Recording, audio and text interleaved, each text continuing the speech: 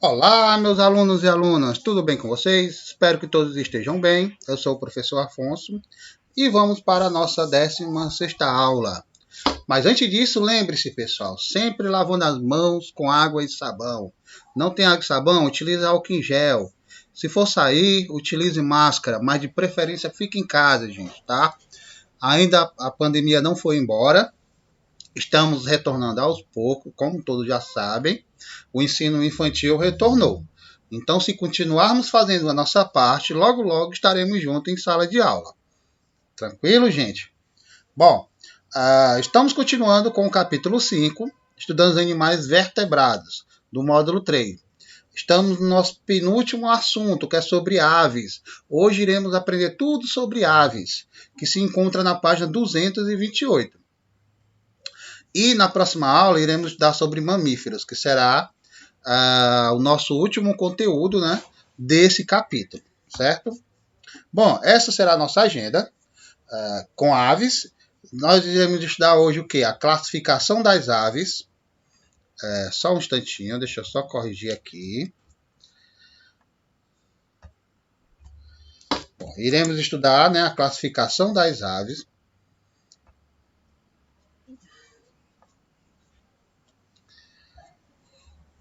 Iremos estudar também o sistema circulatório das aves. Iremos estudar o sistema nervoso das aves. E iremos estudar também a reprodução das aves. Tudo se inicia-se na página 228.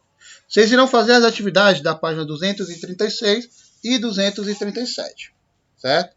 Mas antes disso, vamos fazer a correção da aula anterior, né, que a gente estudou sobre répteis, né, répteis. Então, a correção das atividades da página 226 e 227. Primeira questão diz o seguinte, ó, o guiso. O que é o guiso, gente? O guiso, gente, é justamente esse chocalhozinho aqui, ó, que fica na ponta das cascavéis, tá? Então, presta atenção. O guiso, presente na ponta da cauda das cascavéis, é um prestígio da equidise, né, que é a muda, que é quando os animais eles sofrem mudança no período da fase juvenil para a fase adulta, certo? Cada anel do guiso é formado por uma troca de pele, né? Então, o guiso ele forma, digamos, a idade, né, da serpente, certo? Que pode ocorrer mais de uma vez por ano. Assim, o guiso pode indicar quantas vezes o animal já trocou de pele. Observe a imagem da cascavel abaixo. Então, vamos lá para as questões. Então, diz o seguinte, ó. Qual das serpentes já vivenciou uma...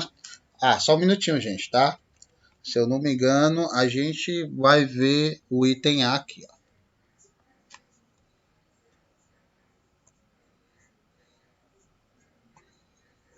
Pronto. O item A não ficou naquele slide. Então, cite uma diferença entre o guiso das duas cascavéis. Pronto. Elas apresentam guizos de tamanho diferente, com diferente quantidade de anéis, né? Então, uma cascavel tem um guiso mais curto e outra tem um guiso mais longe. Significa dizer que uma trocou de pele mais vezes que a outra, consequentemente, né? Uma é mais velha do que a outra. Tranquilo, gente? Vamos lá. Qual das serpentes já viveu mais tempo e por quê? Bom, a serpente B, né, gente? Porque o guiso possui maior quantidade de anéis, o que significa que ela trocou de pele mais vezes que a serpente A. Portanto, provavelmente a serpente B já viveu mais tempo, certo? Os escamados, assim como os insetos, sofrem equidisem pelo mesmo motivo. Qual é esse motivo? Bom, espero que vocês tenham respondido que os escamados, assim como os insetos, eles sofrem equidse para que seu corpo possa crescer normalmente. Então, à medida que a serpente cresce, sua pele não acompanha o crescimento do corpo e se torna pequena, né? De modo que precisa ser substituída, como se fosse uma roupa, né, que a gente utiliza. A roupa que você tinha há 5 anos de idade não serve mais para você hoje. Caso você for vestir, você vai se sentir muito desconfortável, né? Vai se sentir muito apertado. Certo, gente? Então é por esse motivo que os escamados eles trocam de pele, assim como os insetos. Cite duas características que possibilitam aos répteis viver em ambientes terrestres. Bom, gente, vocês poderiam citar que ele tem um ovo resistente, tem a pele espessa, tem a presença de escama ou placa recobrindo a pele e também tem a presença de garra em alguns. Né? Então, alguns répteis eles são diferentes dos anfíbios e podem viver somente em terra por conta disso. Terceira, complete o texto abaixo com as palavras do quadro. As palavras são labiais, língua, odores, loreais, órgão de Jacobson, serpente, escamados, pele, calor, escamas e focetas. Então, pessoal, eu vou ler já com a palavra preenchida, tá? Então, as serpentes, elas pertencem à ordem de quem? Dos escamados, né? O corpo é coberto por quê? Pelas escamas. E sua pele é trocada com frequência durante seu crescimento. Algumas espécies possuem estruturas chamadas de quê? Focetas, labiais ou loreais, né? Eu expliquei a diferença de uma para outra, né? Focetas labiais é a língua, né, gente? E as loreais é quando eles têm pequenos tentáculos, tá certo? Na frente, como se fossem tentáculos, né? Uma espécie de sensores, né? De antena, digamos assim, no caso dos insetos, para comparar, né? São responsáveis pela percepção de fontes de calor, né? Essas focetas, elas são responsáveis pelas fontes de calor de suas presas. É assim que elas caçam, porque elas não escutam muito bem e nem enxergam, tá, gente? Elas são assim denominadas de acordo com sua localização próximo aos lábios, né, que são os labiais, ou próximo às narinas, né, que são loreais, tá? Então, essas focetas elas se encontram tanto nos lábios, né, labiais, né, nos lábios, ou nas narinas, próximo às narinas, tá? O órgão de Jacobson, ele localiza-se na parte superior da boca e permite às serpentes perceber os odores do ambiente quando sua língua, após recolher os odores do ambiente, toca essas estruturas, né? Então ela consegue sentir os odores da parte do ambiente externo através da sua língua. Com quê? Por conta de quê? Por conta das focetas, né? Que elas são responsáveis por essas percepções. Gente, ó, quarta, analise a sentença abaixo e escreva V para as sentenças verdadeiras e F para as falsas. Em seguida, reescreva as sentenças incorretas em seu caderno corrigindo. Você poderia fazer até no livro, sem problema nenhum. Então, a primeira diz assim, ó, os quelônios possuem dentes e também um bico córneo. Falsa, gente. Os quelônios, eles não possuem dentes, mas eles têm sim o bico córneo, tá? Então, os quelônios, eles não possuem dentes. Os únicos répteis que não possuem membros são as cobras. Falsam, pessoal. As cobras e os anfibenos, que são representantes dos répteis, né? Que não possuem membros. Né? Anfibenos são alguns tipos de lagarto, tá, gente? Todos os répteis respiram por meio de pulmões e apresentam um coração dividido em câmaras, correto? Diferentemente dos anfíbios, os ovos dos répteis são depositados em ambiente terrestre e possuem casca rígida. Também está correto. Quinta questão. Associe as fotografias de répteis apresentadas abaixo à sua correspondente classificação. Então a gente tem quem? Ó? O jabutitinga, que ele pode atingir cerca de 70 centímetros. Ele pertence a que classificação? Os quelônios, né? Temos o gavial, que né, ele pertence aqui a qual classificação de répteis? Aos crocodilianos. E aqui, gente, temos a jiboia. A jiboia, pessoal, ela representa aqui classe de répteis, os escamados, né? Bom, como eu falei, próxima aula a gente vai ver sobre mamífero. Vamos lá dar uma olhadinha no que o livro de vocês tem, certo? Só descer mais um pouco aqui. As aves, gente, vamos falar hoje sobre as aves. Aqui você observa uma andorinha do rio, né? E tem algumas informações. Deixa eu fazer um questionamento para vocês antes, tá? Veja a imagem ao lado que Cláudio observou, agora responde as questões. Você pode responder oralmente, tá, gente? Cite algumas características dessa ave, tais como cores, formato dos pés, tamanho, formato do bico. E aí, gente? Como é a locomoção desse animal? Do que você acha que essa ave se alimenta? A gente percebe que esse animal ele tem muitas diferenças em relação ao animal que a gente estudou anteriormente, que eram os répteis, né? Aqui estamos lidando com as aves, ok? As aves, gente, como observado aí, eles são animais vertebrados, que se caracterizam principalmente por possuir penas. Os membros anteriores desses animais são modificados formando asas, né? O que permite a ele, a maioria deles, pelo menos, né, de voar, tá? Então, a maioria das aves, eles voam por conta do formato, né, dos seus membros anteriores, que são as asas. Algumas aves, elas constituem um grupo diversificado. Elas auxiliam na polinização de flores, por exemplo. Elas também auxiliam na dispersão de semente. Elas também contribuem para o controle biológico de muitas espécies, certo? E a gente vai ver a seguir alguns exemplos desses animais. Por exemplo, ó, aí você tem a graia azul, né? O sabiá preto ou o tucano, eles são espécies que eles ajudam na dispersão de semente, tá? Já algumas aves, ela auxiliam no controle biológico de espécies, como que predando pragas da agricultura, por exemplo. Além disso, gente, eles alimentam-se também de insetos que corroem a madeira, né, das árvores e também retiram do ambiente insetos que são vetores de doença, ok?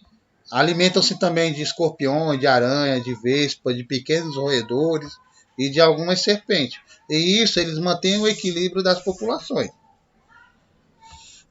O beija-flor, gente, ele é um exemplo de ave que poliniza as flores, né? Ao se alimentar do néctar de diferentes flores, essa ave, né, o beija-flor, ele contribui, né, com grão de pólen, ela distribui, né, grão de pólen entre elas, né, auxilia na reprodução dessas plantas, certo?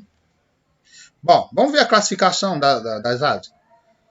Porque tem aves que voam, tem aves que não voam, tem aves que se alimentam só de insetos, tem aves que se alimentam de outros pequenos animais, tem ave que se alimenta apenas de sementes, né? Então tem aves que se alimentam apenas de peixes. Então tem uma gama bem diversificada de aves, né? Então, pessoal, ó, as aves, como você deve ter notado, elas são diferentes uma das outras, né? Então, as aves elas são classificadas em várias ordens, como os passeriformes, temos também os galiformes, os estrigiformes, anseriformes e também temos os reiformes, né? Então a gente vai ver a seguir a característica de alguma dessas espécies, né, e a classificação de cada uma, que foi citada nas ordens, né, agora há pouco. Por exemplo, os passeriformes, tá? Os passeriformes eles são conhecidos popularmente como os passarinhos, né? Eles são aves cujo tamanho eles variam de pequeno a grande porte, tá? O bico deles também é variável. As asas elas podem ser curtas e arredondadas ou longas, né, e pontiaguda. E a cauda pode ser ou muito curta ou muito longa. Os pés são adaptados para empoleiraça, tá, gente? Como exemplo, o bem-te-vi, o João de Barra, a andorinha, tá? Temos os galiformes, né? Como você pode ter percebido, o galiforme, né, já vem de galo, de galinha. Eles são aves que o tamanho eles varia de pequeno a grande porte. Tá? O bico ele é curto e curvo e as asas elas são curtas e arredondadas. Eles são sim capazes de realizar pequenos voos, tá? de pequena distância, mas não é o comum dessas aves. Os pés deles são adaptados para correr, gente, e ciscar. E o tamanho da cauda ela varia muito, de curto a muito longo, tá? Os exemplos que temos são o peru, o galo, o mutu, o jacutinga, perdiz, codorna, enfim. Temos aqui os estrigiformes, né? Os estrigiformes são aquelas aves noturnas e predadoras. Elas têm a cabeça grande e arredondada. E o bico ele é curvo na extremidade. Os olhos, gente, são grandes e eles são voltados para a frente. Perceba que no galiforme você tem um olho de um lado e do outro, né? Nos estrigiformes, não. Os olhos são voltados para a frente. Por quê? Porque eles são predadores, tá? O corpo e os pés eles apresentam garras para pegar suas presas, estraçalhar elas, né? Enfim. Os anseriformes, gente, eles são aves aquáticas ou semiaquáticas, né? O bico ele é largo e possui sulcos que permite a filtração do alimento que está presente na água, gente. Eles possuem 3 dedos unidos por membrana, que vai lhe permitir nadar. Como exemplo, temos os marrecos, os patos, o ganso, o cisne, né? E os reiformes. Os reiformes, gente, são aves grandes, com asas reduzidas, condições que não lhe permitem voar, né? Pelo seu porte físico.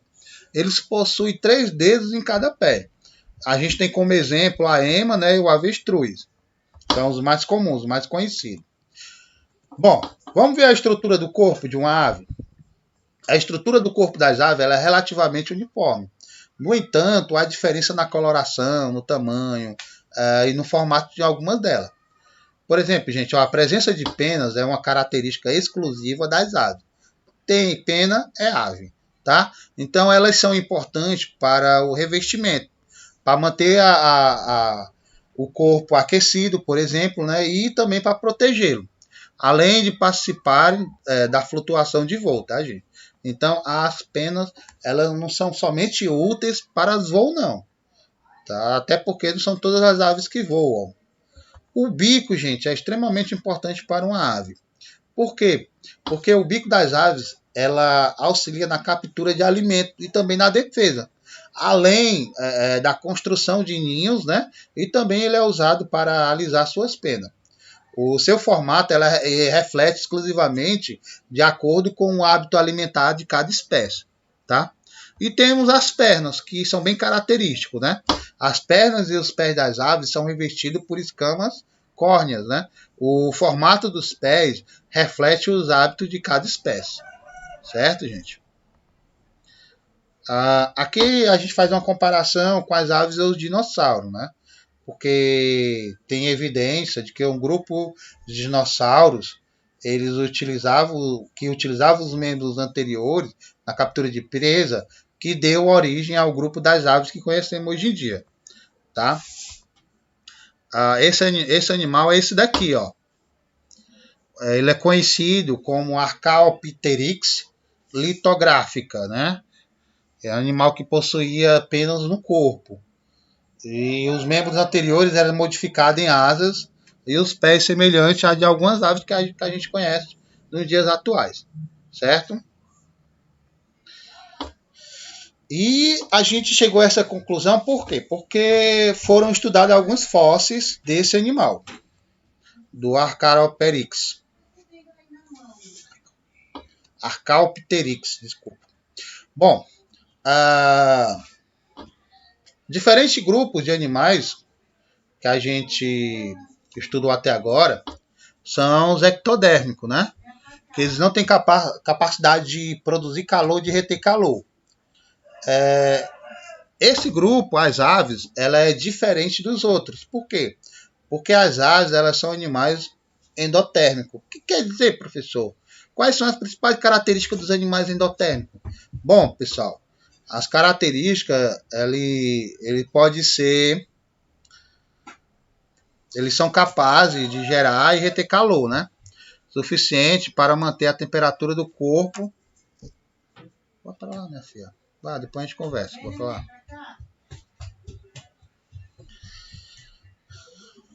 Então, eles são capazes de gerar e reter calor, tá, gente? Suficiente para manter a temperatura corpórea. Eles dependem principalmente do calor produzido pelo seu metabolismo para regular a temperatura. E também auxiliar no voo. Para fuga também, certo? Então, eles são diferentes desses outros animais que a gente estava estudando. As aves elas apresentam uma variedade de hábitos alimentares, podendo ser herbívoras, carnívoras ou onívoras. Então, o formato do bico de uma ave ela reflete o tipo de hábito alimentar de cada espécie. Aves como o beija-flor, por exemplo, né? Eles têm um bico fino e longo, e isso auxilia eles se alimentarem do néctar das flores. E vamos falar um pouco do sistema digestório dela, gente, ó. Já que estão falando de alimentação. O sistema digestório das aves é modificado em relação ao dos outros vertebrados, né? Eles apresentam um órgão que assume o papel de processar os alimentos. Os alimentos eles são justamente processados.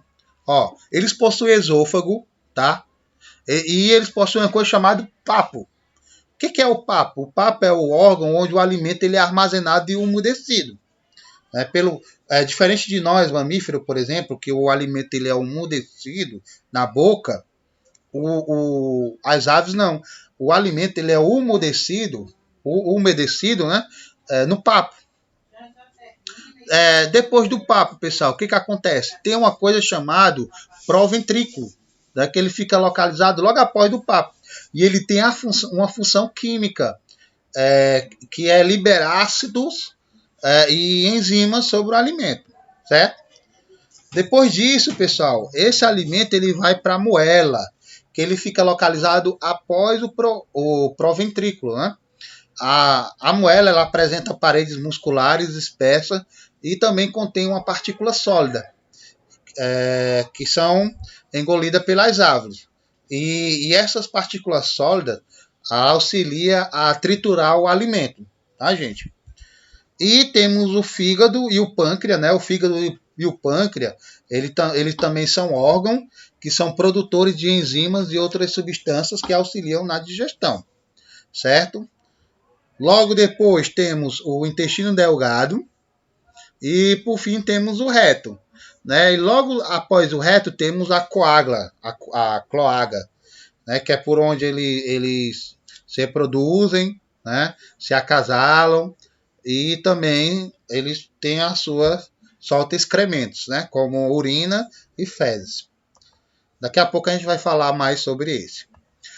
Vamos falar um pouco sobre o sistema respiratório, porque é bem interessante, gente. O sistema respiratório das aves ele é modificado em relação ao dos outros vertebrados. Ela possui adaptações, por exemplo, para o voo e para que as trocas gasosas elas sejam mais eficientes, tá? Então vamos acompanhar aqui de acordo com a ordem alfabética, a ilustração. Ó. Na respiração das aves, o ar ele entra pelas narinas, né? Ele passa pela traqueia e pelos brônquios e enche umas coisas chamadas sacos aéreos posteriores, que são esses daqui, ó, que você vai encontrar na letra D, certo? Em seguida, gente, o ar não é aí que tem as trocas gasosas, tá? Então segura aí. Em seguida, o ar ele sai dos pulmões para os sacos aéreos anteriores. Onde é os sacos aéreos anteriores? Ele fica localizado mais aqui, ó. Os sacos aéreos anteriores. Por fim, o ar que sai dos sacos aéreos anteriores, ele vai para os brônquios e segue para a traqueia até ser eliminado pelas narinas, certo? Então, os pulmões das aves são proporcionalmente assim, gente, ó, dos sacos aéreos posteriores, o ar vai para o pulmão, que é onde ocorrem as trocas gasosas, tá? Então, os pulmões das aves eles são proporcionalmente menores do que os dos mamíferos. Esse órgão se liga a sacos aéreos, que são estruturas que atuam como reservatórios de ar. Nesse caso, não ocorrem as trocas gasosas, tá, gente? Então, os sacos de ar eles servem como reservatório de ar. Eles armazenam o ar para essas aves, e isso auxilia, né, nas trocas gasosas. É como se fossem os alvéolos pulmonares dos humanos, né, dos mamíferos, certo? Bom, o canto das aves, né, está explicando aqui por que as aves cantam, né?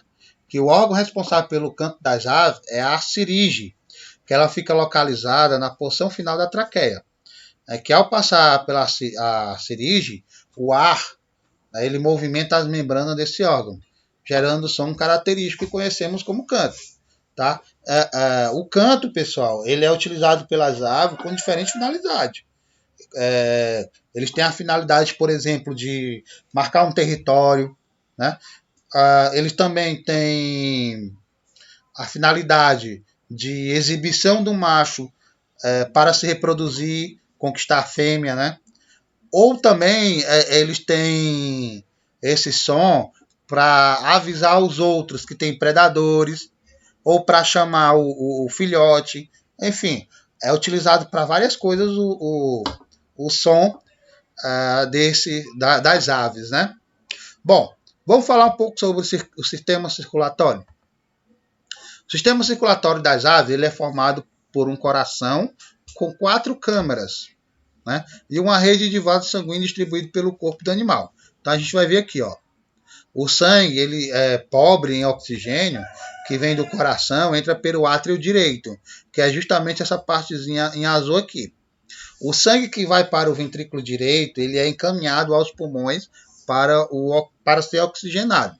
Tá? Então, o sangue rico em gás oxigênio, que são provenientes dos pulmões, entra no átrio esquerdo, que é o que é vermelhinho aqui, ó, o rico em oxigênio. E por fim, gente, ó, o sangue ele é bombeado para o ventrículo esquerdo, certo? E segue para todo o corpo. Então, o vermelho são sangue rico em gás oxigênio e o azul são sangue pobre em oxigênio. Essa é feita as trocas gasosas, certo? Bom, vamos falar um pouco sobre o sistema nervoso, né? O sistema nervoso das aves, parte do cérebro que controla os olhos, são bem desenvolvidos, gente. Que permite uma visão bem aguçada, né, das aves. Algumas espécies, como as corujas, por exemplo, elas possuem o globo ocular grande, muito grande, né, uns olhão assim grandão, que são capazes de enxergar tanto bem à noite como durante o dia. Outras aves, como as águias e os falcões, ele pode enxergar suas presas a grandes distâncias, né? E algumas espécies elas possuem uma audição bem desenvolvida, que pode localizar sua presa somente pelo som que esta emite. O mesmo que esta esteja bem distante, o olfato é pouco desenvolvido, com exceção de algumas aves, como o kiwi, né, e o urubu, que eles podem sentir o cheiro do alimento a grande distância. O sistema excretor das aves, gente, eles são formados por 2 rins. E esses rins eles são responsáveis por filtrar o sangue e formar a urina. Após formada, ela é direcionada até a cloaca, né? Que é, enquanto grande parte da água nela contida, ela é reabsorvida pelo corpo. Ocorre assim a formação de uma pasta branca, que são bem característicos dos excrementos das aves. Tanto fezes como urina, elas são eliminadas por meio da cloaca, certo? Então a fezes e a urina saem pelo mesmo canto. As aves elas podem se locomover de 3 maneiras. Elas podem andar, podem nadar e podem voar. As aves que apresentam adaptações para cada tipo de locomoção, entretanto, nem todas elas caminham, nadam ou voam. Algumas só caminham, outras só nadam e outras só voam. Que é o caso das emas, que só caminham, né, dos pinguins, que só nadam, e dos passarinhos, que voam. Vamos falar um pouco sobre o voo das aves, né? Bom, o voo, gente, trouxe uma série de benefícios para as aves, como o quê? Como a locomoção em busca de alimento ou para a fuga de predadores. Então, para voar, as aves elas apresentam uma série de adaptações estruturais e fisiológicas, né? Por exemplo, as asas e corpo, né? Eles possuem um formato aerodinâmico, que permite assim a passagem do ar com o mínimo de resistência. Então, as asas elas promovem o impulso e a sustentação durante o voo e a aterrissagem. O osso externo e músculos peitorais, né? Então, as aves elas possuem um osso externo, né? Achatado, e que permite a inserção de grandes músculos peitorais utilizados para mover as asas durante o voo. A ausência de uma bexiga urinária, gente, ó, não existe a retenção de urina, o que é eliminado assim que é produzido. O mesmo ocorre com as fezes. Então, isso ajuda a reduzir a marca corpórea. Então, os pássaros, eles fabricam ali a urina e as fezes naquele momento e naquela mesma hora elas são eliminadas, tá, gente? Não possui, por isso que eles fazem tanto cocô, porque não possui armazenamento. As penas, gente, as penas elas possuem diferentes formatos, que auxiliam na sustentação da ave, né, no ar e também nos movimentos durante o voo. E também temos ossos pneumáticos, né? O que são isso, gente? São ossos leves que fazem parte do esqueleto das aves. E alguns deles eles possuem espaço em seu interior, preenchido por ar, né? O que também diminui a sua massa. E os sacos aéreos, né? Que melhora a eficiência das trocas gasosas, também, além de deixar a ave com menor densidade. Certo, gente? E a reprodução dela, gente? Como é que é a reprodução das aves? Bom, primeiro as aves elas constroem um ninho, né? Os tuius constroem ninho de até 3 metros de diâmetro, por exemplo, que aguenta o peso de uma pessoa. Então a fecundação das aves, gente, ela é interna e ocorre por meio de quê? Das coágulas, né? Que eu acabei de falar. Então as coágulas elas tanto auxiliam para a eliminação de fezes e urina, como também para a fecundação. Tá? Então, nas aves, antes de atrair a fêmea, o macho geralmente eles precisam defender um território de outros machos. Então, quando a fêmea encontra um macho com um território marcado e o escolhe, o casal aí então eles vão construir o ninho. E é nesse local que as aves realizam a postura de seus ovos, mantendo os filhotes protegidos. Então, qual é a importância dos ninhos para as aves? Né? Então, os ninhos, gente, são os locais onde as aves se abrigam, fazem a postura dos ovos em sua incubação. Também é nele que os filhotes recebem cuidado dos pais até que possam sobreviver sozinhos. Por quê, gente? Porque os filhotes, eles não nascem sabendo voar, né? Eles só vão aprender a voar e a se alimentar sozinhos depois de um tempo. Então, eles precisam dos pais. Então, após a escolha do parceiro, ocorre o acasalamento, a postura e a incubação dos ovos. Certo? Deixa eu ver aqui. Bom, gente, vamos encerrar aqui, ó. Vamos encerrar aqui. Em muitas espécies de aves, há uma diferenciação entre macho e fêmea, quanto à coloração, né, e à disposição das penas. Mas geralmente os machos eles possuem uma plumagem colorida e a exibe para as fêmeas, atraindo a atenção dela durante o ritual de corte, né? Como é o caso do pavão. Então, após a postura dos ovos, eles precisam ser aquecidos e incubados. Por que eles precisam ser aquecidos e incubados? Para que um embrião se desenvolva. Tá? Então, na maioria das aves, é comum que um ou ambos os pais eles permaneçam sobre os ovos para fornecer-lhe o calor necessário. Então, a maioria dos filhotes eles necessita dos cuidados dos pais logo após a eclosão dos ovos, como alimentação, proteção contra o frio, contra o calor, contra a chuva. E eles são protegidos até que sejam capazes de viver independentemente dos pais. Certo, gente? Bom, essa foi nossa aula de hoje. Espero que vocês tenham gostado. Certo? Então façam as atividades. E na próxima aula iremos falar sobre os mamíferos. Bom? Então, fica com Deus e até a próxima aula. Bons estudos! Tchau, gente!